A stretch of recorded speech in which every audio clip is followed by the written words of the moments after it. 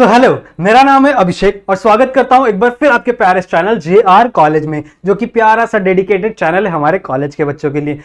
जैसा कि आपको पता है कि हमने इस चैनल पे एक नया और एक फ्रेश बैच शुरू किया हुआ है 12th स्टैंडर्ड का, जिसमें हम आपको 12th स्टैंडर्ड वापस पढ़ा रहे हैं। सही बात है। अब मैं आपको वापस क्यों बोल रहा हूं, क्योंकि हमने ऑलरेडी एक बार हमारा जो मेन चैनल है JR ट्यूटोरियल्स, उस पर हमारे 12th स्टैंडर्ड का बैच कंप्लीट किया हुआ है। तो जिन बच्चों को आगे की फर्दर स्टडीज करनी है, मतलब आगे की चीजें पढ़नी है, वो जाके उन लेक्चर वीडियोस को भी देख सकता है। लेकिन इस चैनल पे भी वो नए नए वीडियोस उसको मिलते रहेंगे। क्लियर है? ठीक है। 12th स्टैंडर्ड के इस बैच में, वरदान बैच में, मैं आप लोगों को बायोलॉजी पढ़ा रहा हूं। सही बात है। और बायोलॉजी का जो फर्स्ट लेसन था वो कंप्लीट हो चुका है already, that is reproduction in lower and higher plants. ठीक है, प्लांट्स वाला जो टॉपिक था वो कंप्लीट हो चुका है। जिसने नहीं देखा है वो लेसन पढ़ लेना। मात्र 6 लेक्चर में मैंने पूरा का पूरा लेसन कंप्लीट करा दिया। सही है। उसके बाद हमारा सेकंड लेसन, जो बहुत बड़ा लेसन है, वो लेसन हमारा स्टार्ट हो गया था, जिसका क्या नाम है, that is reproduction in lower and higher animals. जहां पे हम लोग एनिमल्स की बात कर रहे थे, एनिमल्स के रिप्रोडक्शन की बात कर रहे थे, और जनरली किस एनिमल की बात कर रहे हैं हम लोग? इंसानों की बात कर रहे हैं। सही है। तो आज इस लेक्चर का, इस लेसन का मेरा लेक्चर नंबर 8 है। मतलब इसके पहले भी 7 लेक्चर मैंने अपलोड कर दिए हैं, तो जिसने नहीं देखा होगा जरूर से देख लेना। ठीक है। बहुत इंपॉर्टेंट सारे लेक्चर्स थे। बहुत आसानी से मैंने आप लोगों को सारे टॉपिक्स को एक्सप्लेन किया हुआ है। तो जरूर से जाके वो सारे के सारे टॉपिक्स, वो सारे के सारे वीडियोस आप लोग जरूर से देख लेना। क्लियर है? चलेगा। तो स्टार्ट करते हैं आज का लेक्चर स्टार्ट करने से पहले आपको एक छोटी सी बात बताना चाहता हूं कि जो हमारा JR ट्यूटोरियल्स का एप्लीकेशन है वो जरूर से डाउनलोड कर लेना, क्योंकि उसके ऊपर आप लोगों को बहुत सारे नोट्स मिलने वाले। ठीक है। पहली बात तो सारे के सारे चैप्टर से नोट्स मिलने वाले हैं। उसके बाद आप लोगों को क्वेश्चन पेपर मिलेंगे, आप लोग को बोल सकते हैं प्रीवियस ईयर के प्रैक्टिस पेपर्स मिलेंगे सॉल्व करने के लिए, ताकि इससे आपकी ज्यादा प्रैक्टिस होगी, जिससे आपका बोर्ड बहुत ही ज्यादा अच्छा जाएगा और आप ज्यादा मार्क्स सिक्योर कर पाओगे। सही है। तो इसे जरूर से डाउनलोड कर लेना हमारे JR ट्यूटोरियल्स एप्लीकेशन को। मात्र 12-13 MB की एप्लीकेशन है, आप लोगों को प्ले स्टोर के ऊपर मिल जाएगी। और हाँ, ये एकदम फ्री ऑफ कॉस्ट एप्लीकेशन है, आपसे 1 भी रुपया इसमें चार्ज नहीं किया जाएगा। और एक और बात, जो अगर आप लोग मुझसे कनेक्ट होना चाहते हो, मुझसे कोई बातें करना चाहते हो, तो आप डायरेक्टली आके मेरे इंस्टाग्राम पे मुझे मैसेज कर सकते हो। सही है। यहाँ पे आप लोगों को कोई डाउट है, ठीक है, पढ़ते हुए कोई डाउट आ रहा है, या फिर अगर आपको मेरे लेक्चर्स पसंद आ रहे हैं, मुझे अप्रिशिएट, मुझसे कुछ बातें करना है, तो भी आप यहाँ के मुझे यहाँ पे मैसेज कर सकते हो, फॉलो कर सकते हो। क्लियर है? समझ में आ गया? तो स्टार्ट करते हैं आज का लेक्चर। तो लेक्चर स्टार्ट करते ही मैंने आप लोग को फर्स्ट लेक्चर में, वेरी फर्स्ट लेक्चर मैंने आप लोग को ये ओवरव्यू दिया था, और मैंने बताया था कि आज हम लोग इस ओवरव्यू के हिसाब से हम लोग इस पूरे के पूरे लेसन को खत्म करेंगे। तो मैंने आप लोग को बता दिया था, हम लोग ने देखो कौन कौन सी चीजें पढ़ रखी, बता देता हूं एक बार, आप लोग को थोड़ा सा रिवाइज हो जाएगा। तो सेक्सुअल रिप्रोडक्शन हम लोग ने पढ़ रखा है, क्या टॉपिक होता है। ठीक है। किसका सेक्सुअल रिप्रोडक्शन पढ़ना है हम लोग को?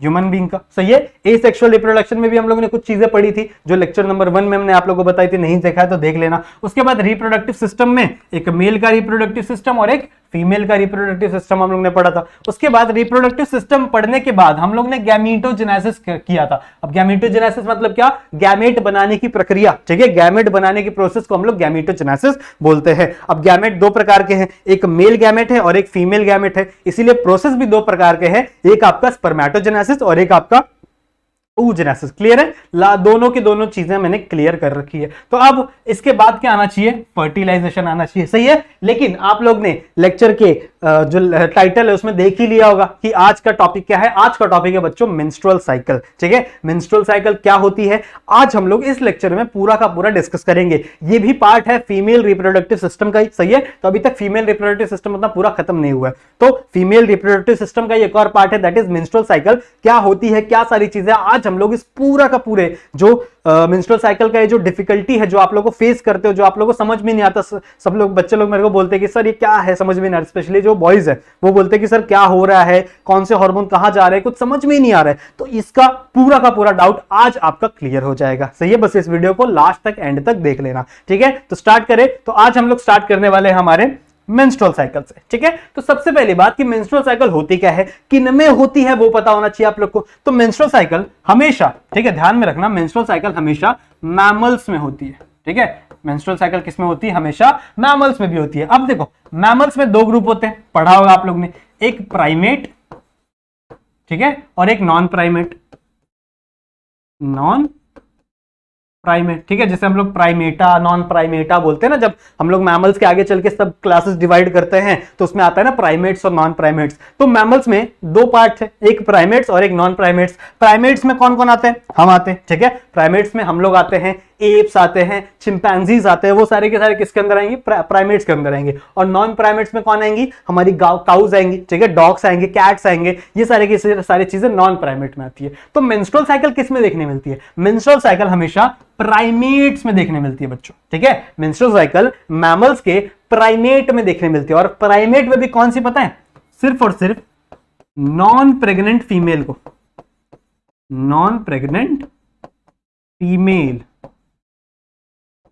समझ में आई बात? मतलब प्राइमेट्स की नॉन प्रेग्नेंट फीमेल को ही आप सिर्फ और सिर्फ क्या देखने मिलती है? Menstrual cycle. समझ में आई बात? अगर इसमें कोई भी फीमेल प्रेग्नेंट हो जाती है तो उसका मेंस्ट्रुअल साइकिल बंद हो जाता है उन 9 महीनों के लिए। समझ में आ रही बात? तो ये हमेशा ध्यान में रखना कि मेंस्ट्रुअल साइकिल चलती किसमें है, मेंस्ट्रुअल साइकिल होता किसके अंदर है।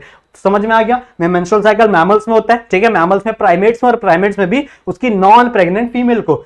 नॉन प्राइमेट्स के अंदर ये मेंस्ट्रुअल साइकिल नहीं होता, उनके अंदर एक अलग साइकिल चलती है जिसको हम लोग बोलते हैं ईस्ट्रस साइकिल।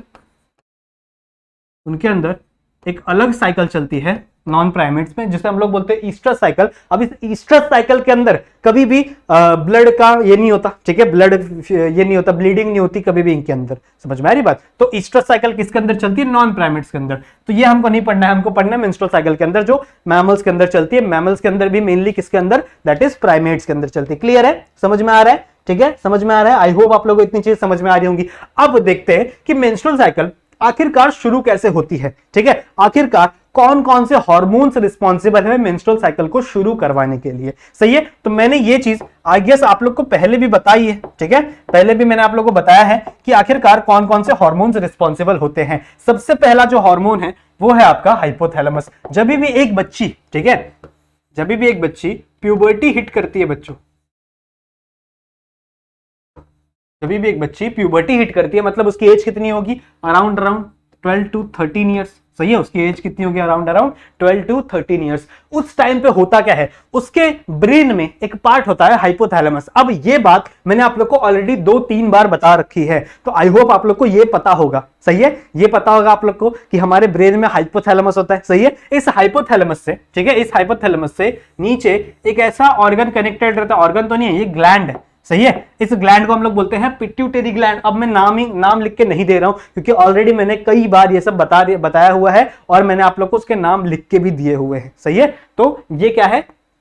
आपका हाइपोथैलेमस ऊपर वाला और उसके नीचे क्या है? That is pituitary gland. अब इस हाइपोथैलेमस से एक हार्मोन रिलीज होगा, ठीक है, एक हार्मोन रिलीज होगा। कहां जाएगा ये? पिट्यूटरी के ऊपर जाएगा। इस हार्मोन को हम लोग क्या बोलते हैं? इस हार्मोन को हम लोग बोलते हैं GnRH। ठीक है, इस हार्मोन को हम लोग क्या बोलते हैं? GnRH। What is the full form of GnRH? GnRH का फुल फॉर्म होता है बच्चों गोनाडोट्रोपिन रिलीजिंग हार्मोन। ठीक है, गोनाडोट्रोपिन रिलीजिंग हार्मोन। समझ में आ रही बात? उसके बाद जब ये गोनाडोट्रोपिन रिलीजिंग हार्मोन जाके एक्ट करेगा पिट्यूटरी के ऊपर, सही है, जब ये जाके एक्ट करेगा पिट्यूटरी के ऊपर, तो पिट्यूटरी इसके इन्फ्लुएंस में 2 हार्मोन्स रिलीज करेगा। ठीक है, पिट्यूटरी इसके इन्फ्लुएंस में 2 हार्मोन्स रिलीज करेगा। कौन कौन से 2 हार्मोन है? एक आपका FSH, सही है, एक है FSH और एक है LH। समझ में आ रही बात? ठीक है, एक है FSH और एक है LH। क्लियर है? समझ में आ रहा है? समझ में आ रही है बात? ठीक है। उसके बाद ये जो FSH है बच्चों, ये जाके उस फीमेल की ओवरी पे एक्ट करेगा। इस पे एक्ट करेगा, फीमेल की ओवरी पे एक्ट करेगा और वहां पे जो फॉलिकल्स होंगे, ओवरी के अंदर जो फॉलिकल्स पड़े होंगे, उन फॉलिकल्स का डेवलपमेंट करना स्टार्ट करेगा। समझ में आ रही बात? अब देखो, हर मंथ देखो जो मेंस्ट्रुअल साइकिल होती है वो मेनली 28 to 30 डेज की होती है, ऐसा देखा जाता है। ठीक है, अप्रॉक्स बता रहा हूं। कभी कभी ये मेंस्ट्रुअल साइकिल कम भी होती है, कभी कभी ज्यादा भी हो सकती है। ठीक है, तो वो भी नॉर्मल है। ऐसा डरना मत कि इतनी कम हो गई या फिर इतनी ज्यादा हो गई तो ये तो बहुत प्रॉब्लम की बात होगी, ऐसा नहीं है। ठीक है, कुछ मेंस्ट्रुअल साइकिल 35-36 डेज तक चलती है, कुछ मेंस्ट्रुअल साइकिल 21 में खत्म हो जाती है। सही है, तो होता है। ठीक है, कम ज्यादा होता है डेट, लेकिन एक एवरेज है 28 to 29। समझ में आ रही बात? 28 to 29। तो अब तो होता क्या है पता है? जो FSH है ये जाके, अब मैंने आप लोगों को बताया था फीमेल्स के पास 2 ओवरियां होती है, सही है, एक इस साइड और एक इस साइड। तो ये FSH जाके ओवरीज के अंदर जो फॉलिकल्स है उनको छेड़ता है। ठीक है, उसका नाम ही है ना फॉलिकल स्टिमुलेटिंग हार्मोन, तो वो क्या करेगा, उसके अंदर जो फॉलिकल्स प्रेजेंट होंगे उनको जाके छेड़ेगा और उनकी डेवलपमेंट कराना स्टार्ट कर देगा। तो हमेशा याद रखो जो डेवलपमेंट होती है वो अल्टरनेट होती है, मतलब अगर एक मंथ इस ओवरी से डेवलपमेंट हो रही है तो दूसरे मंथ इस ओवरी से डेवलपमेंट होगी, सही है। एक मंथ इस ओवरी से डेवलपमेंट होगी तो एक मंथ इस ओवरी से डेवलपमेंट होगी, समझ में आ रही बात। तो हर मंथ, ठीक है, हर मंथ ये जो FSH है ये जाके ओवरी पे लगता है और वहां से फॉलिकल्स का डेवलपमेंट शुरू करवा देता है, समझ में आ रही बात। उसके बाद जब ये फॉलिकल्स का डेवलपमेंट शुरू होगा, अब कुछ नई बातें सुन लो, यहां तक तो आप लोग ने पढ़ा हुआ है ना। तो अब जब इस ओवरी से, ठीक है, ओवरीज में फॉलिकल का डेवलपमेंट शुरू होगा तो ये फॉलिकल कुछ हार्मोन रिलीज करेंगे जिसे हम लोग बोलते हैं ईस्ट्रोजन। क्या रिलीज करेगा, ये कुछ हार्मोन्स रिलीज करेगा जिसे हम लोग क्या बोलते हैं, ईस्ट्रोजन। और ये जो ईस्ट्रोजन है ना बच्चों, ठीक है, ये ईस्ट्रोजन जाके लग जाएगा किस, ये ईस्ट्रोजन जाके एक्ट करेगा पता है किसके ऊपर, एंडोमेट्रियम के ऊपर, एंडोमेट्रियम की वॉल पे जाके लग जाएगा। क्लियर है, समझ में आ रही है बात। तो एस्ट्रोजन जाके किसको एक्ट करेगा, एंडोमेट्रियम की वॉल पे एक्ट करेगा, ठीक है। अब बच्चे सोच रहे हैं एंडोमेट्रियम क्या है, तो याद करो जब मैं आप लोगों को फीमेल रिप्रोडक्टिव सिस्टम पढ़ा रहा था तो मैंने कुछ ऐसा डायग्राम बनाया था, ठीक है। ये यूट्रस है, फिर यहां से फेलोपियन ट्यूब था, सही है, फिर यहां से आपका सर्विक्स था और यहां से वजाइना था, सही है। ऐसा कुछ मैंने स्ट्रक्चर बनाया था। फिर मैंने आप लोगों को बताया था कि ये जो यूट्रस की वॉल है ये 3 पार्ट्स में डिवाइडेड है। सबसे नीची वाली जो पार्ट है, ये वाली जो पार्ट है, दिस इज द पेरीमेट्रियम, जो सबसे परे है, ठीक है, जो सबसे बाजू बाजू में, दिस इज द पेरीमेट्रियम। उसके बाद उसके अंदर ये वाली जो लेयर है जो बहुत ही मोटी होती है, बहुत ही थिक होती है और वो स्मूथ मसल से बनी होती है, ठीक है, ये वाली लेयर है, इसे हम लोग बोलते हैं मायोमेट्रियम, ठीक है, इसे हम लोग क्या बोलते हैं, मायोमेट्रियम। और इस मायोमेट्रियम के अंदर ब्लड वेसल्स से बनी हुई लेयर है जिसे हम लोग क्या बोलते हैं, एंडोमेट्रियम, ठीक है, जिसे हम लोग क्या बोलते हैं, एंडोमेट्रियम। तो ये 3 लेयर मैंने आप लोग को ऑलरेडी पढ़ाया था फीमेल रिप्रोडक्टिव वाले सिस्टम पे, ठीक है। जब फीमेल रिप्रोडक्टिव वाले सिस्टम वाला जो लेक्चर था, आई गेस 3rd या 4th लेक्चर था, देख लेना, टाइटल देख लेना, आप लोग को दिख जाएगा प्लेलिस्ट में, तो वहां पे देखना कि कौन सा मैंने पढ़ाया था फीमेल रिप्रोडक्टिव सिस्टम, उसको जाके देखना। तो उसमें मैंने आप लोगों को बताया था कि ये जो सबसे बाहर वाली लेयर है, इस बाहर वाली लेयर को हम लोग क्या बोलते हैं, पेरीमेट्रियम, ठीक है, परे परे है पेरीमेट्रियम में। फिर उसके अंदर वाली जो लेयर है, ये वाली जो लेयर है, इस लेयर को हम लोग क्या बोलते हैं, दैट इज मायोमेट्रियम, ठीक है, इसे हम लोग क्या बोलते हैं, मायोमेट्रियम, जो कि स्मूथ मसल की बनी होती है और कॉन्ट्रैक्ट करने में हेल्प करेगी आगे चल के, ठीक है। उसके बाद इसके अंदर सबसे अंदर इनर मोस्ट जो लेयर होती है वो होती है आपकी एंडोमेट्रियम, ठीक है, वो क्या होती है आपकी एंडोमेट्रियम होती है। अब इस इस एंडोमेट्रियम को जाके, इस एंडोमेट्रियम पे एक्ट कौन करने वाला है, आपका ईस्ट्रोजन करने वाला है, मतलब इसको डेवलप कराने का काम, ठीक है, इस एंडोमेट्रियम को डेवलप कराने का काम किसका है, ईस्ट्रोजन का। समझ में आ रही बात, ठीक है। ईस्ट्रोजन का काम क्या है, एंडोमेट्रियम को डेवलप करवाना, समझ में आ रही बात, ठीक है। सो ये एक फंक्शन है, ये नॉर्मल सा हार्मोनल कंट्रोल है कि कौन कौन से हार्मोन मेंस्ट्रुअल साइकिल में लगेंगे। अच्छा, एक और हार्मोन आएगा इस ओवरी से, एक और हार्मोन बाद में रिलीज होगा थोड़े टाइम बाद, जिसे हम लोग बोलते हैं प्रोजेस्टेरॉन, ठीक है, प्रोजेस्टेरॉन। इसका भी फंक्शन मैं आप लोगों को बताऊंगा, समझ में आ रही बात, ठीक है। सो एक है आपका ओवरी, ओवरी से 2 हार्मोन निकल रहे हैं, एक ईस्ट्रोजन और एक आपका प्रोजेस्टेरॉन। फिर ये जो ईस्ट्रोजन है ये जाके एक्ट करेगा किसके ऊपर, इस एंडोमेट्रियम पे, और एंडोमेट्रियम की वॉल को क्या करेगा, बनाने लगेगा, सही है, उसको बड़ा करने लगेगा। ताकि अब इसको क्यों बड़ा कर रहा है, एंडोमेट्रियम की वॉल को बड़ा करे, क्या मिलेगा भाई, इसके अंदर ही तो आपका बेबी इंप्लांट होगा। तो अगर फॉर एन एग्जांपल इस एम्प्यूला वाले रीजन में, यहीं पे होती है फर्टिलाइजेशन, मैंने आप लोगों को बताया था, तो अगर यहाँ पे फर्टिलाइजेशन हो गई गलती से भी तो ये आएगा और इसकी जो इंप्लांटेशन है वो तो एंडोमेट्रियम में होनी है ना बच्चों, सही है। तो ये क्या करता है, एक बेड तैयार करता है उस एम्ब्रियो के लिए। समझ में आ रही बात, इतनी बातें क्लियर है, ठीक है। आई होप आप लोग को इतनी बातें क्लियर होगी। अब थोड़ा सा डेफिनेशन देख लो कि मेंस्ट्रुअल साइकिल का डेफिनेशन होता क्या है। तो menstrual cycle generally, menstrual cycle क्या बोलते हैं, देखो मैंने यहाँ पे कुछ लिखा है, इसे एक बार पढ़ो, रीड करो।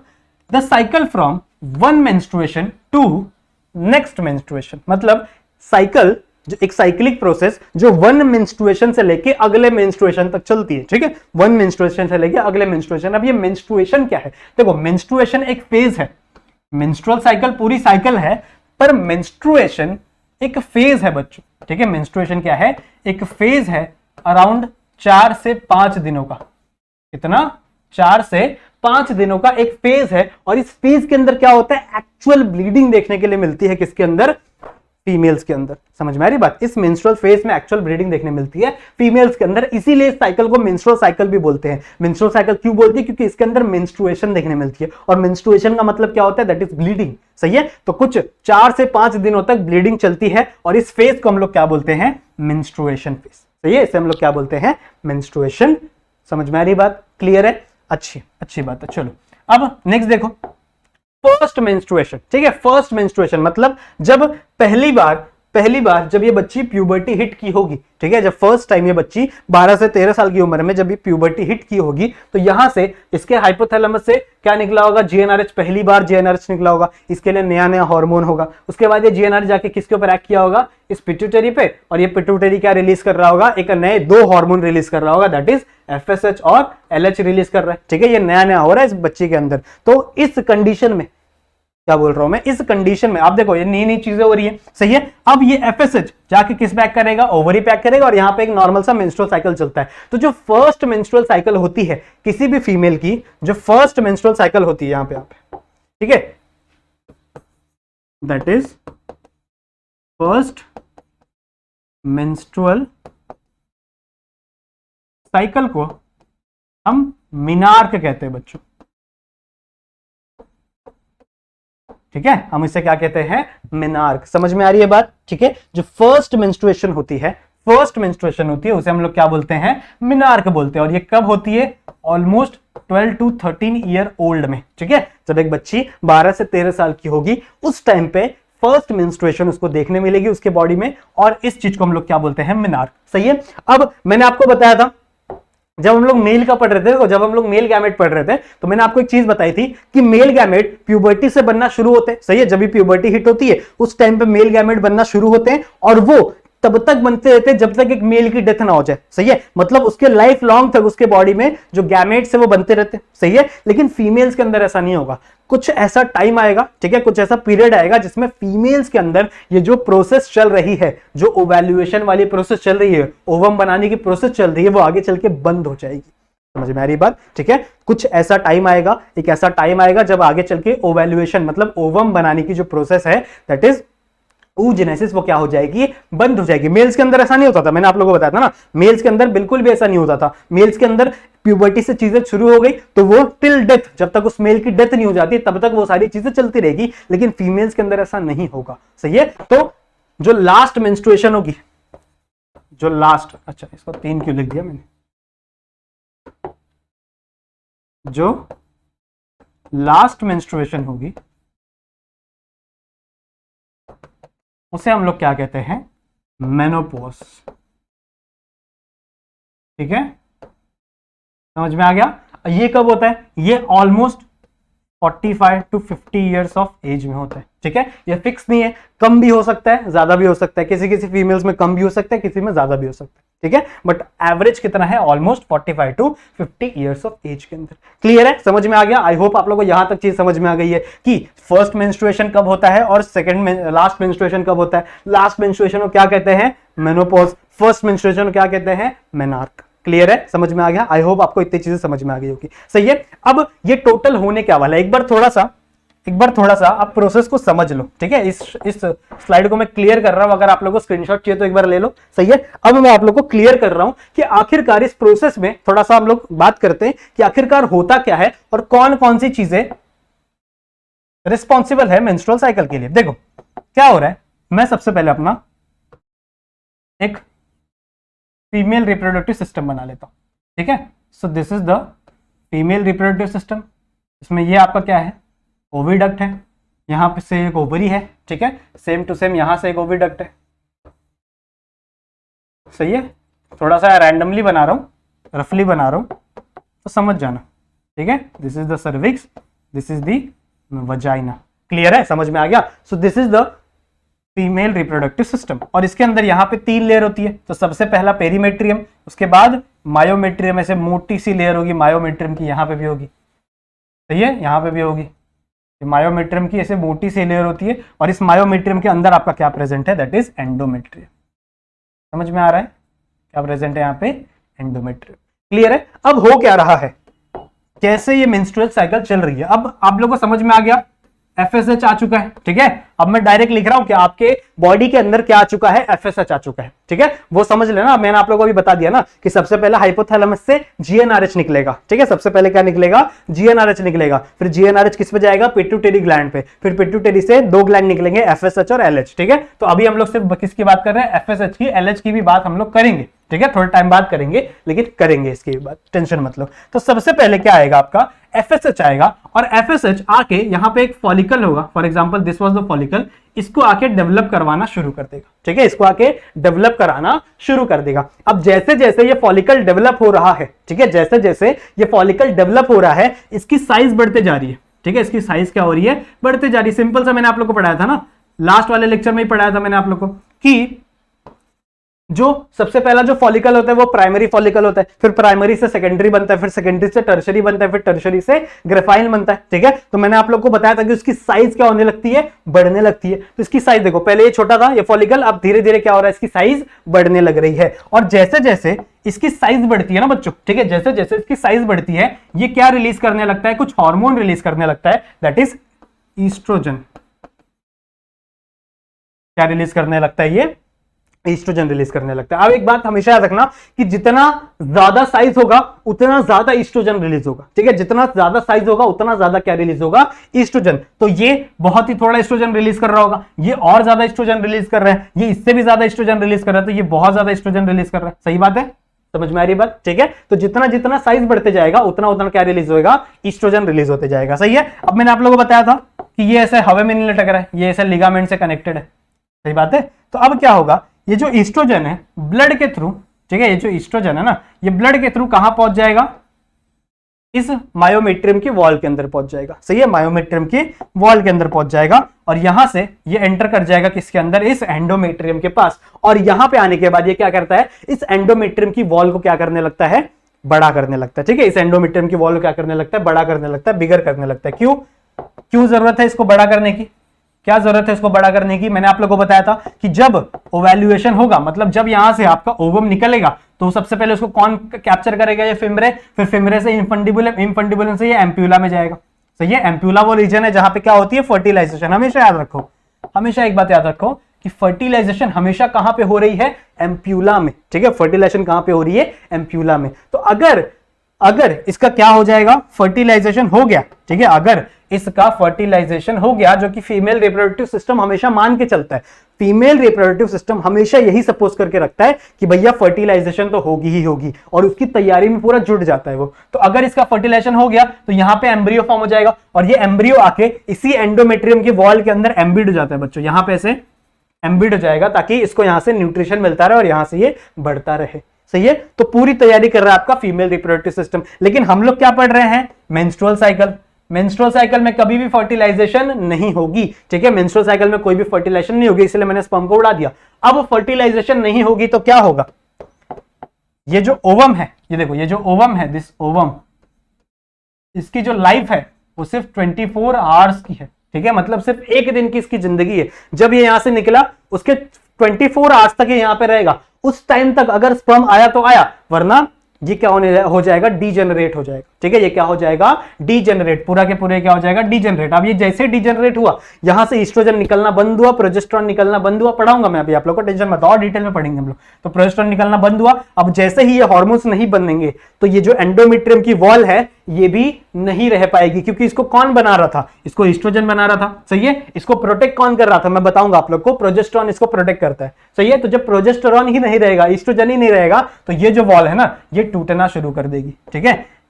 ये जो वॉल है ये टूटना शुरू कर देगी, ऐसे टूटना शुरू कर देगी, और ब्लड यहां से निकलने लगता है। समझ में आई बात, ये ब्लड वेसल से बना हुआ है, ये जो वॉल है ये ब्लड वेसल से ही बनी हुई है, और यहां से क्या निकलने लगता है, ब्लड निकलने लगता है। इसी फेज को हम लोग क्या बोलते हैं, मेंस्ट्रुएशन।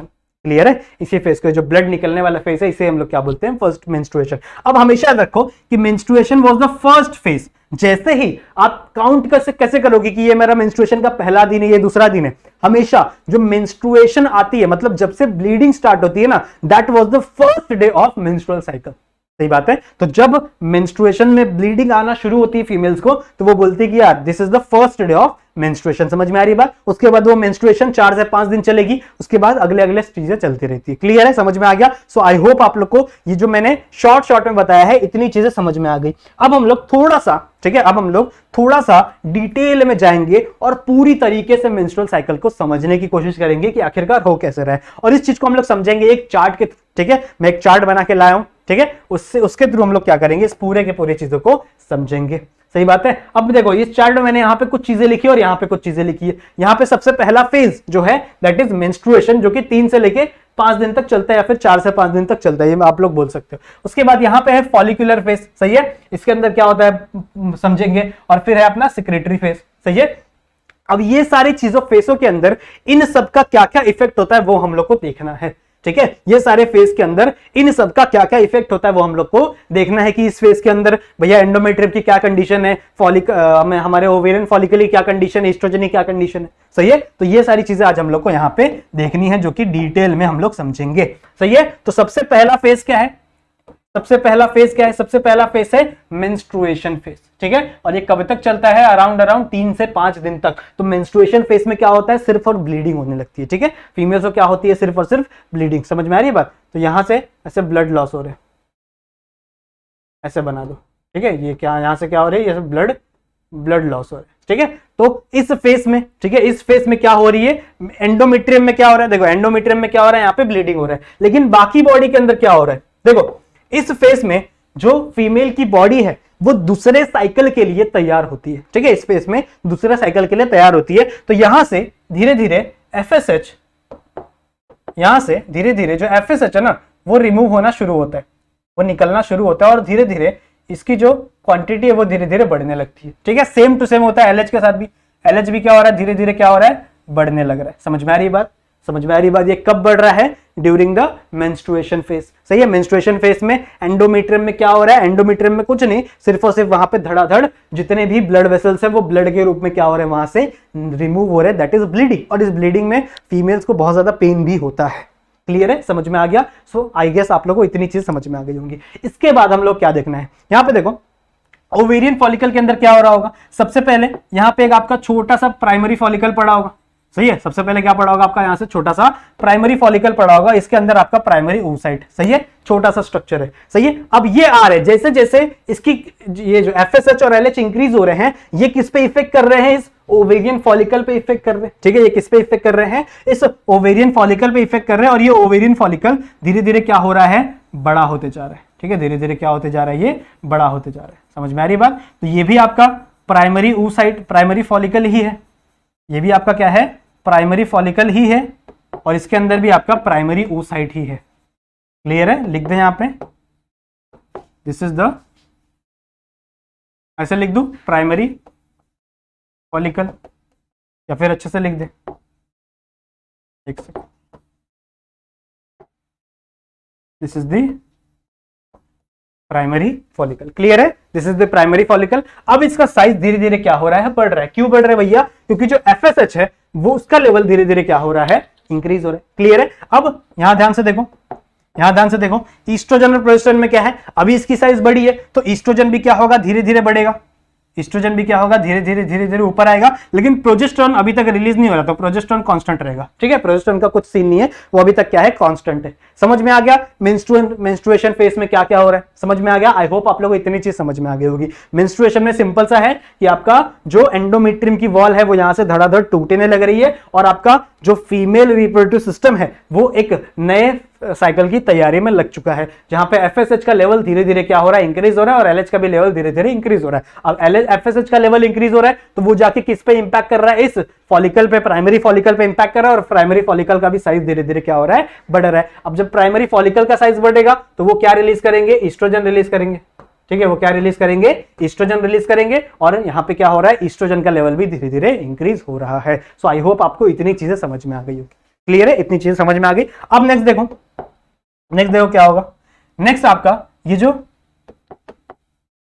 एफएसएच है इसका लेवल और बढ़ेगा, इसका लेवल थोड़े टाइम तक और बढ़ेगा। साथ ही साथ एलएच का लेवल भी धीरे धीरे और बढ़ेगा। लेकिन आगे चल के ये जो FSH और LH है ना, इसका लेवल कम होने वाला है। क्यों? क्योंकि आपका जो ईस्ट्रोजन है ना, ये देगा नेगेटिव फीडबैक। ठीक है, अब नेगेटिव फीडबैक क्या होता है? जो आपको रिलीज करवा रहा है, जो भी हार्मोन रिलीज करवा रहा है आपको, आप खुद जाओ उस हार्मोन के पास, उस ग्लैंड के पास, और बोलो कि भाई अब रिलीज नहीं करना, अब बंद हो जाओ। सही है, अब रिलीज नहीं करना, अब बंद हो जाए, इसको बोलते हैं नेगेटिव फीडबैक। ठीक है, इसके बारे में हम लोग थोड़ा डिटेल में डिस्कस करेंगे। जो अपना एंडोक्राइन वाला टॉपिक है ना, अपना कोऑर्डिनेशन वाले लेसन में, उसमें थोड़ा डिटेल में दिया हुआ है। अभी इतना ही समझो। अभी क्या हो रहा है? अभी क्या हो रहा है, ध्यान से देखो। जैसे जैसे आपका FSH का लेवल बढ़ा, ये सेकेंडरी फॉलिकल बन गया। This is the secondary follicle. और सेकेंडरी फॉलिकल के अंदर अभी भी, सेकेंडरी फॉलिकल के अंदर अभी भी आपका क्या पड़ा हुआ है? दैट इज प्राइमरी oocyte पड़ा हुआ है। सही है, अब ये और बड़ा हुआ तो अब ये और भी क्या रिमूव करेगा? ईस्ट्रोजन निकालेगा। ईस्ट्रोजन का लेवल और बढ़ गया। ठीक है, ईस्ट्रोजन का लेवल और बढ़ गया। अब ये ईस्ट्रोजन जाकर इसको नेगेटिव फीडबैक देगा। ठीक है, क्या देगा? Negative feedback. नेगेटिव फीडबैक मतलब समझा, अभी मैंने समझाया कि ये ईस्ट्रोजन जाके एक्ट करेगा पिट्यूटरी ग्लैंड पे। ठीक है, यहां पे देखो, जो आपका ईस्ट्रोजन है, कहां समझाए, चलो नया स्लाइड ले लेते हैं। जो आपका ईस्ट्रोजन है वो जाएगा पिट्यूटरी ग्लैंड के पास। ठीक है, दिस इज द हाइपोथैलेमस, इसके नीचे क्या है? Pituitary gland. तो ये जाएगा पिट्यूटरी ग्लैंड के पास और बोलेगा भाई अब FSH और LH का सिक्रेशन करना बंद कर दे। समझ में आ रही बात? ईस्ट्रोजन जाके इसका शट डाउन करवा देता है। इस चीज को हम लोग बोलते हैं negative feedback, negative feedback mechanism. समझा? इसे हम लोग क्या बोलते हैं? Negative feedback mechanism. मतलब जितना ईस्ट्रोजन ज्यादा सिक्रीट होगा, ठीक है, जितना ईस्ट्रोजन ज्यादा सिक्रीट होगा, अब जो आपका FSH है इसका लेवल धीरे धीरे क्या होने लगेगा? कम होने लगेगा। ठीक है, अब इसका लेवल क्या होने लगेगा? कम होने लगेगा। समझ में आ रही है बात? क्यों कम हो रहा है? Because of the negative feedback. और साथ ही साथ LH का लेवल भी क्या हो रहा है? धीरे धीरे कम। सही है, अब इसका लेवल तो कम हो रहा है, लेकिन इसका डेवलपमेंट रुकेगा क्या? बिल्कुल भी नहीं। इसका डेवलपमेंट बिल्कुल भी नहीं रुकेगा। ये यहां से टर्शरी फॉलिकल बनाएगा। सही है, ये यहां से क्या बनाएगा? टर्शरी फॉलिकल बनाएगा। और जितना अब टर्शरी फॉलिकल बना तो मतलब इसके अंदर से और एस्ट्रोजन निकलेगा। सही है, इसके अंदर से और एस्ट्रोजन निकलेगा और इसका लेवल और धीरे धीरे नीचे आने लगेगा। ठीक है, इतना नीचे आ गया है। यहां पे क्या बन गया आपका? Graafian follicle. This is the biggest follicle known as Graafian follicle. Clear है? समझ में आ रहा है बात? आई होप आप लोग को इतनी चीजें समझ में आ रही होंगी। ठीक है, this is the graphene follicle. अब ग्रेफाइन फॉलिकल के बाद होता क्या है? ग्रेफाइन फॉलिकल के बाद होता है ओवैल्यूएशन। सही है, ग्रेफाइन फॉलिकल के बाद क्या होता है? ओवैल्यूएशन। मतलब जो भी आपका ओवम है वो रिमूव होने वाला है। इसके अंदर क्या है? ओवम। सही है, इसका नाम दे दो। ये है सेकेंडरी फॉलिकल, ये है, ये प्राइमरी फॉलिकल। अच्छा, ये टर्शरी है, sorry sorry sorry, this is tertiary follicle. ठीक है, उसके बाद ये है आपका सेकेंडरी फॉलिकल। ठीक है, ये आपका सेकेंडरी फॉलिकल। उसके बाद this is the primary follicle. समझ में आ रही है बात? ठीक है, आई होप आप लोगों को इतनी चीज समझ में आ रही होगी कि सबसे पहले आपका एक नॉर्मल सा फॉलिकल था, फिर वो डेवलप हुआ प्राइमरी फॉलिकल में, प्राइमरी डेवलप हुआ सेकेंडरी में। अब देखो, जितना ज्यादा बड़ा फॉलिकल बन रहा है, ठीक है, जितना बड़ा फॉलिकल बन रहा है उतना ज्यादा वो क्या रिलीज कर रहा है? ईस्ट्रोजन रिलीज कर रहा है। तो यहां पे भी ईस्ट्रोजन का लेवल और बढ़ जाएगा। ठीक है, ईस्ट्रोजन का लेवल और बढ़ जाएगा। और जितना ईस्ट्रोजन का लेवल बढ़ रहा है वो जाके FSH को नेगेटिव फीडबैक दे रहा है। मतलब यहां से FSH का लेवल क्या होता है? कम होने लग रहा है। ठीक है, यहां से FSH का लेवल क्या होने लग रहा है? कम होने लगा। समझ में आ रही बात? अब एक पीरियड ऐसा आएगा बच्चों, ठीक है, एक पीरियड ऐसा आएगा कि FSH का लेवल एकदम से राइज कर जाता है। ठीक है, एक पीरियड ऐसा आएगा जब FSH का लेवल एकदम से क्या हो जाता है? राइज कर जाता है। और इस टाइम पे ये जो ओवम है ये यहां से रिमूव हो जाएगा। इस प्रोसेस को हम लोग बोलते हैं ओवैल्यूएशन। ठीक है, इस प्रोसेस को हम लोग क्या बोलते हैं? ओवैल्यूएशन। क्लियर है? समझ में आ गया? ठीक है, और साथ ही साथ यहां पे ईस्ट्रोजन का लेवल भी दिखा दो। ईस्ट्रोजन का लेवल धीरे धीरे क्या हो रहा था? बढ़ रहा था। धीरे धीरे क्या हो रहा था? ये बढ़ रहा था। क्लियर है? अभी तक प्रोजेस्टेरोन नहीं आया अपने, अभी तक प्रोजेस्टेरोन आया नहीं है, तो उसका लेवल कांस्टेंट है। ठीक है, और जब ईस्ट्रोजन का लेवल बढ़ेगा, तो मैंने आप लोगों को बताया था ईस्ट्रोजन जाएगा यूट्रस में। ठीक है, और यूट्रस के अंदर जो एंडोमेट्रियम की वॉल है उसका डेवलपमेंट स्टार्ट करा देगा। तो मतलब यहां पे ये जो यूट्रस है इसका डेवलपमेंट धीरे धीरे क्या होगा? स्टार्ट हो जाएगा। ठीक है, इसका डेवलपमेंट क्या हो जाएगा, धीरे धीरे स्टार्ट हो जाएगा। सही है, तो यहां पे जो आपका एंडोमेट्रियम है ये प्रोलिफरेट करना स्टार्ट हो जाता है। ठीक है, इसे बोलते हैं प्रोलिफरेशन। समझ में आ रही है बात, समझ में आ रही है बात। ठीक है, अब यहां पे देखो कौन कौन सी चीज हुई, यहां पे दो चीजें हुई है। सबसे पहले एक आपका जो फॉलिकल था वो बड़ा हो रहा था। ठीक है, एक आपका फॉलिकल बड़ा हो रहा था, इसीलिए इस फेज को हम लोग क्या बोलते हैं, फॉलिक्यूलर फेज। सही है, और साथ ही साथ यहां पे आपका जो एंडोमेट्रियम था वो प्रोलिफरेट हो रहा था, इसीलिए इस फेज को हम लोग प्रोलिफरेटिव फेज भी कहते हैं। क्लियर है, समझ में आ गया। ठीक है, तो दो नाम हो गए इस फेज के। सही है, अब देखो यहां पे एंड में क्या होगा, एंड में क्या होगा, ये जो आपका ग्रेफाइन फॉलिकल है ये यहां से टूट जाएगा, ग्रेफाइन फॉलिकल टूट जाएगा और आपका जो ओवम है वो रिलीज हो जाएगा। ठीक है, वो यहां से ओवम रिलीज हो जाएगा। अब आप लोग को पता ही है ये ओवम रिलीज होने के बाद कहां जाएगा, एम्प्यूला वाले रीजन में, और इसकी लाइफ कितनी है, सिर्फ और सिर्फ 24 आवर्स की, मतलब सिर्फ और सिर्फ एक दिन तक ये जिंदा रहेगा, उसके बाद ये आगे चल के डिजेनरेट हो जाएगा। उस 24 आवर्स के अंदर अगर फर्टिलाइजेशन हो जाती है तो इंप्लांटेशन हो जाएगा, फिर आपका जो मेंस्ट्रुअल साइकिल है वो बंद हो जाएगा। सही है, अगले 9 महीने तक। लेकिन अगर फर्टिलाइजेशन नहीं होगी, जो कि मेनली ज्यादातर प्रोसेस में फर्टिलाइजेशन नहीं होती है, तो उस केसेस में क्या होगा। अब देखो ये जो बचा हुआ स्ट्रक्चर है, जब इसके अंदर से इस ग्रेफाइन फॉलिकल से इसका ओवरी हम लोग ने छीन लिया। ठीक है, इसका ओवरी हम लोग ने क्या किया, छीन लिया। ये जो बचा हुआ, ये जो येलो कलर का स्ट्रक्चर दिख रहा है ना आपको, जिसके अंदर ओवरी नहीं है, जिसका ओवरी लुट गया है, इसको हम लोग कहते हैं कॉर्पस ल्यूटियम। ठीक है, इसे हम लोग क्या बोलते हैं, कॉर्पस ल्यूटियम।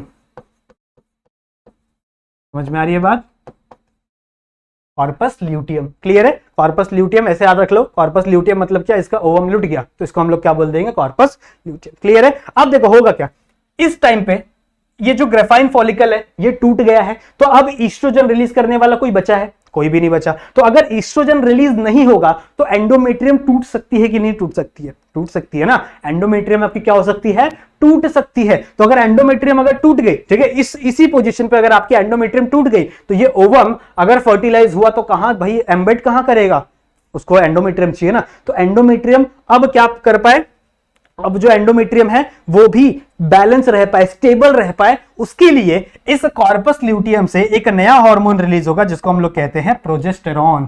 तो ये रिलीज करना शुरू करेगा किसको, प्रोजेस्टेरॉन को। ये रिलीज करना शुरू करेगा किसको, प्रोजेस्टेरॉन को। क्लियर है, समझ में आ गई बात। ठीक है, तो जो अपनी ईस्ट्रोजन है उसका लेवल अब धीरे धीरे क्या होगा, नीचे जाएगा, क्योंकि ईस्ट्रोजन अब सीक्रेट नहीं हो रहा है। लेकिन जो प्रोजेस्टेरॉन है जो अभी तक कुछ नहीं हुआ था, अब इसका लेवल धीरे धीरे क्या होगा, ऊपर जाना स्टार्ट होगा। ईस्ट्रोजन नीचे आ रहा है, प्रोजेस्टेरॉन का लेवल क्या हो रहा है, ऊपर जा रहा है, ऊपर जा रहा है। समझ में आ रही है बात। ठीक है, कॉर्पस ल्यूटियम की जो लाइफ है वो रहती है 14 डेज की। ठीक है, मेनली 7 दिन की रहती है, फिर वो 7 दिन और एक्सटेंड कर दिया जाता है। तो जो सिक्रेटरी जो ल्यूटियल फेस है वो ल्यूटियल फेस ऑलमोस्ट कितना दिन चलता है, 14 डेज। और ये फिक्स है बच्चों।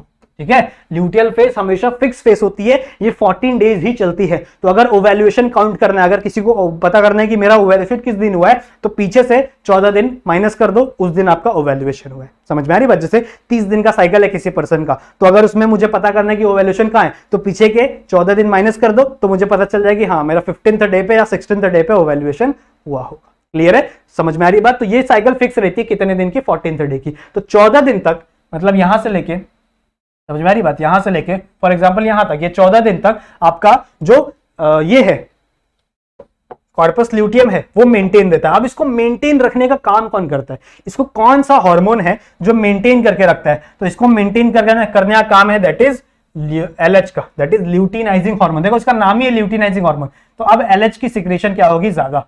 ठीक है, अब LH क्या हो जाएगा, ज्यादा, लेकिन FSH ज्यादा नहीं होगा, LH ज्यादा होगा। क्यों, क्योंकि उसका नाम ही है ल्यूटिनाइजिंग हार्मोन। तो वो किसको बनाने के लिए रुका था, ल्यूटियम को ही, कॉर्पस ल्यूटियम को ही बनाने के लिए रुका था। सही बात है। तो अब इसका क्या हो जाएगा, सिक्रेशन बढ़ने लगेगा, लेकिन इसका सिक्रेशन भी कुछ टाइम बाद कम होता है। क्यों, क्योंकि प्रोजेस्टेरॉन भी जाके क्या करता है, नेगेटिव फीडबैक देता है। ठीक है, प्रोजेस्टेरॉन भी क्या करता है, साथ ही साथ नेगेटिव फीडबैक देता है। और आपका ये था ना फॉलिकल, जिस टाइम पे ईस्ट्रोजन नेगेटिव फीडबैक दे रहा था, ये एक और हार्मोन रिलीज करता है जिसको हम लोग बोलते हैं इनहिबिन। ये इनहिबिन भी क्या, इस इनहिबिन का भी यही काम है कि जाके पिट्यूटरी ग्लैंड और हाइपोथैलेमस को चुप करा देना कि भैया अब तू FSH और LH रिलीज नहीं करेगा। ठीक है, तू चुप हो जा, अब तू FSH और LH रिलीज नहीं कर सकता। क्लियर है, समझ में आ गया। सो आई होप आपको इतनी चीजें समझ में आ गई होगी। अब क्या होगा, जैसे जैसे इसका लेवल कम होने जाएगा, ठीक है। जैसे जैसे इसका लेवल कम होते जाएगा, अब इसकी जिंदगी में थोड़ा सा दिक्कत आना शुरू हो जाएगा, क्योंकि ये अगर ल्यूटिनाइजिंग हार्मोन खत्म हो गया, ठीक है, ल्यूटिनाइजिंग हार्मोन अगर खत्म हो गया तो आपका कॉर्पस ल्यूटियम भी खत्म हो जाएगा, सही है। तो 14 दिन तक वेट होता है, जो फीमेल रिप्रोडक्टिव सिस्टम है ना, वो 14 दिन तक वेट करता है कि यार अब आ जाए, ठीक है, अब हमारा जो जायगोट है, जो फर्टिलाइज हुआ जायगोट है, वो आ जाए और मैं उसे इम्प्लांट कर लूं, ठीक है, मैं उसे क्या कर लूं, इम्प्लांट कर लूं, उसे उसके अंदर क्या करने लगे, उसको वहां पे डेवलप करने लगे, सही है। तो इस टाइम पे क्या हो रहा है, आपका जो एंडोमेट्रियम है, ठीक है, यहां पे देखो एंडोमेट्रियम तो डेवलप हो रहा है, डेवलप हो रहा है, लेकिन इसके अंदर एक और चीज होती है, इसके अंदर ग्लाइकोजन डेवलप हो जाते हैं बच्चों, ग्लाइकोजन के ग्लैंड डेवलप हो जाते हैं, ग्लाइकोजन डेवलप हो जाते हैं। अब ग्लाइकोजन क्यों डेवलप हो रहा है भैया, ग्लाइकोजन इसलिए डेवलप हो रहे हैं because it is the food molecule, ठीक है, ये क्या है, खाना है, किसका, जो आपका एम्ब्रियो आने वाला है, ठीक है, जो एम्ब्रियो अगर फर्टिलाइज होगा तो वो फर्टिलाइज होने के बाद किसमें आएगा, एंडोमेट्रियम में आएगा। तो एंडोमेट्रियम जब आएगा, ठीक है, जब वो बच्चा अपनी मम्मी के पास आएगा तो मम्मी को कुछ खाना भी तो देना पड़ेगा उसे, तो ये फटाफट क्या बना लेता है, ग्लाइकोजन बना लेता है। समझ में आ रही बात। तो यहाँ पे ये ग्लाइकोजन को सिक्रीट करना शुरू कर देता है किस फेज में, इस वाले लास्ट वाले फेज में, इसीलिए इसको हम लोग सिक्रीटरी फेज भी कहते हैं। और यहाँ पे कॉर्पस ल्यूटियम बनता है, इसीलिए इसे ल्यूटियल फेज भी कहते हैं। समझ में आ रही है बात, नाम समझ में आ गया, इतनी बातें क्लियर है। अब 14 डेज के बाद जब पता चलता है फीमेल रिप्रोडक्टिव सिस्टम के यार फर्टिलाइजेशन तो हुई नहीं, ठीक है, तो 14 डेज के बाद क्या हो जाएगा, इन दोनों का लेवल गिर जाएगा, एफएसएच का और एलएच का, दोनों का लेवल गिर जाएगा। जो कॉर्पस ल्यूटियम है ये आगे चल के डीजेनरेट हो जाएगा, सही है। और अब देखो कॉर्पस ल्यूटियम भी डीजेनरेट हो गया, तो ना प्रोजेस्टेरॉन सिक्रीट हो रहा है, ना ईस्ट्रोजन सिक्रीट हो रहा है। तो अब इसको बचाने वाला कोई है, अब इस एंडोमेट्रियम को बचाने वाला कोई है, कोई भी नहीं है। तो अब इसका वापस क्या शुरू हो जाएगा, मेंस्ट्रुएशन, मतलब ये वापस टूट टूट के गिरना शुरू हो जाएगा। क्लियर है, समझ में आ गया। सो आई होप आपको इतनी चीज समझ में आ गई। ये पूरा एक फेज था, ये पूरा एक फेज था आपके मेंस्ट्रुअल साइकिल, और इसके बाद वापस एक नया मेंस्ट्रुअल साइकिल शुरू हो जाता है। क्लियर है। सो आई होप आप लोगों को इतनी चीजें समझ में आ गई होंगी, ठीक है। This was the menstrual cycle. Clear है, समझ में आ गया। ये ओवैल्यूएशन समझ में आ गया, सही है, कहां पे हो रही थी, ठीक है, हमेशा पीछे से 14th डे पे गिनो, वो क्या होती है, ओवैल्यूएशन होती है। क्लियर है, समझ में आ गया। आई होप आप लोगों को इतनी चीजें एकदम अच्छे से समझ में आ गई हैं, ठीक है, ठीक है, क्लियर है। चलो चलो, बहुत अच्छी बात है, बहुत अच्छी बात है। तो एक बार वापस से देख लो, सबसे पहला क्या था, मेंस्ट्रुएशन फेज। मेंस्ट्रुएशन फेज में क्या हो रहा है, आपके जितने भी एंडोमेट्रियम है वो टूट टूट के गिर रहे हैं, और उस फेज में एक नई साइकिल की तैयारी हो रही है। दैट इज आपका एफएसएच और एलएच का लेवल बढ़ रहा है। जैसे जैसे इसका लेवल बढ़ रहा है वैसे वैसे आपके फॉलिकल्स क्या हो रहे हैं, जर्मिनेट होना स्टार्ट हो रहे हैं। जैसे जैसे फॉलिकल्स बढ़ रहे हैं तो यहां से क्या रिलीज हो रहा है, ईस्ट्रोजन रिलीज हो रहा है, और ईस्ट्रोजन जाके नेगेटिव फीडबैक देते हैं किसको, एफएसएच को, सही है। तो मतलब एफएसएच को जितना ज्यादा ईस्ट्रोजन रिलीज होंगे, अब एफएसएच का लेवल क्या होने लगेगा, गिरने लगेगा। फिर एक टाइम आएगा, एक पीक आएगा जहां पे ईस्ट्रोजन एफएसएच का लेवल बहुत ज्यादा बढ़ जाता है, ठीक है, ईस्ट्रोजन का लेवल बहुत ज्यादा बढ़ जाता है। इसे हम कुछ तो कहते हैं, ठीक है, अभी मेरे को नाम नहीं याद आ रहा है, बट इसका कुछ तो नाम है। ये एकदम बढ़ जाता है, एक पीक आ जाती है, सही है। इस पीक के वजह से यहां पे क्या हो जाता है, ओवैल्यूएशन, जहां से आपका ओवम रिलीज हो जाता है। अब ये ईस्ट्रोजन क्या कर रहा है, ईस्ट्रोजन रिलीज हो रहा है, तो ईस्ट्रोजन का लेवल बढ़ रहा है, साथ ही साथ यहां पे जो एंडोमेट्रियम है वो भी क्या हो रही है, प्रोलिफरेट हो रही है, इसीलिए इसको प्रोलिफरेटिव फेज भी बोलते हैं। लिख दूं यहां पे, प्रोलिफरेटिव फेज, ठीक है। मेरे यहाँ जगह नहीं है, लेकिन आपके बुक में जगह जरूर होगी, तो उसे जरूर से लिख लेना वहां पे।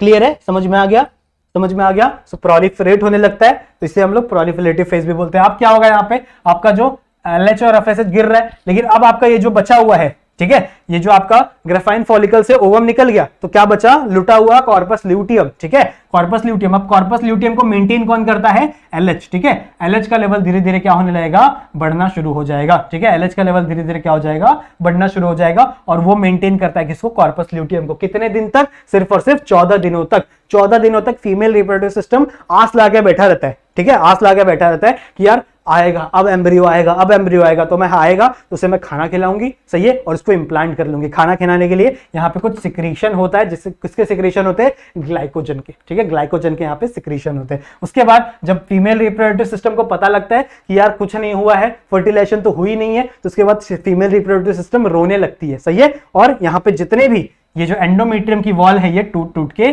गिरना स्टार्ट हो जाती है, क्योंकि इसको अब रोकने वाला कोई है नहीं, ना प्रोजेस्टेरॉन है जो इसको होल्ड करके रखे, ना ईस्ट्रोजन है जो इसको होल्ड करके रखे, तो अब इसको रोकने वाला कोई है नहीं, ये बेचारे को बचाने वाला कोई है नहीं, तो अब ये क्या होने लगता है, गिरने लगता है, सही है। यानी ऐसा बोला जाता है कि फीमेल रिप्रोडक्टिव सिस्टम यहाँ पे रो रही है, ठीक है। मेंस्ट्रुअल साइकिल को पता है, वाइपिंग ऑफ द वूम्ब भी कहा जाता है, ठीक है, वाइपिंग ऑफ द वूम्ब, जहां पे फीमेल रिप्रोडक्टिव सिस्टम हो रहा है, ऐसा कहा जाता है, सही है। तो आई होप आप लोग को फीमेल रिप्रोडक्टिव सिस्टम का जो मेंस्ट्रुअल साइकिल है वो एकदम अच्छे से समझ में आ गया होगा, सही है। अगर आपको समझ में आया तो मेरे इंस्टाग्राम पे आना और मुझे जरूर से बताना कि सर आपका हर एक चीज पढ़ाया हुआ मुझे समझ में आई, ये मेरा इंस्टाग्राम आईडी है, जरूर से आके बताना और वहां पे फॉलो भी कर लेना, ठीक है, समझ में आई बात। तो अगले वाले लेक्चर में, अगले वाला जो लेक्चर होगा उसमें हम लोग मेनली फर्टिलाइजेशन वाला टॉपिक जो है वो उसे डिस्कस करेंगे, सही है। उसके बाद हम लोग डेवलपमेंट वाला डिस्कस करेंगे, उसके बाद हमारा जो रिप्रोडक्टिव हेल्थ है उसके पास चले जाएंगे, सही है। तो यहां तक आई होप आप लोगों को हर एक चीज समझ में आ गई होंगी। सो अगर आपको लेक्चर पसंद आया है तो वीडियो को लाइक जरूर से कर लेना, चैनल को सब्सक्राइब कर लो और अपने सारे दोस्तों तक शेयर कर दो। आपके जितने भी फ्रेंड्स हैं उन सबको बता दो कि जो जेआर ट्यूटोरियल्स है उस पर इतने अच्छे अच्छे वीडियोस आ रहे हैं अलग अलग सब्जेक्ट्स के, सही है। तो सबको बता जरूर से देना। 11th 12th science and commerce याद रख लो, जेआर ट्यूटोरियल्स के लिए 11th 10th साइंस और कॉमर्स, 11th 12th सबके लिए एकदम लेक्चर बाय लेक्चर हर एक सब्जेक्ट के वीडियोस आ रहे हैं। तो अपने सारे दोस्तों तक शेयर कर देना, सही है। मिलता हूं नेक्स्ट वीडियो में किसी नए टॉपिक के साथ, तब तक के लिए कीप स्टडिंग।